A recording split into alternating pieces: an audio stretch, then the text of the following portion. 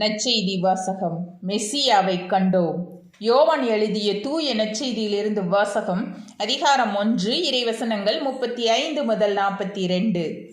யோவான் தம் சீடர் இருவருடன் மீண்டும் பெத்தானியாவில் நின்று கொண்டிருந்தார். இயேசு அப்பக்கம் நடந்து சென்று கொண்டிருந்தார்.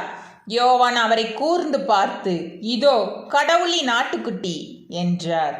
அந்த சீடர் இருவரும் அவர் சொன்னதை கேட்டு இயேசுவை பின்தொடர்ந்தனர்.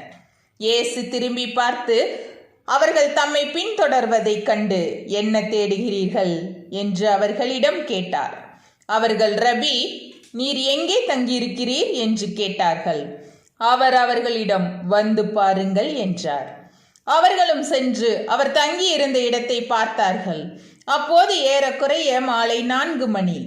அன்று அவர்கள் அவரோடு தங்கினார்கள். யோவான் சொன்னதை கேட்டு இயேசுவை பின்தொடர்ந்த இருவருள் அந்திரேயா ஒருவர். அவர் சீமோன் பேதுருவின் சகோதரர். அவர் போய் முதலில் தம் சகோதரரான சீமோனை பார்த்து, மெஸ்ஸியாவை கண்டோம் என்றார். மெஸ்ஸியா என்றால் அருள் பொழிவு பெற்றவர் என்பது பொருள்.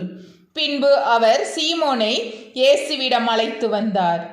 இயேசு அவரை கூர்ந்து பார்த்து, நீ யோவானின் மகன் சீமோன், இனி கேபா எனப்படுவாய் என்றார். கேபா என்றால் பாறை என்பது பொருள். ஆண்டவரின் அருள்வாக்கு. கிறிஸ்துவே, உமக்கு புகழ்.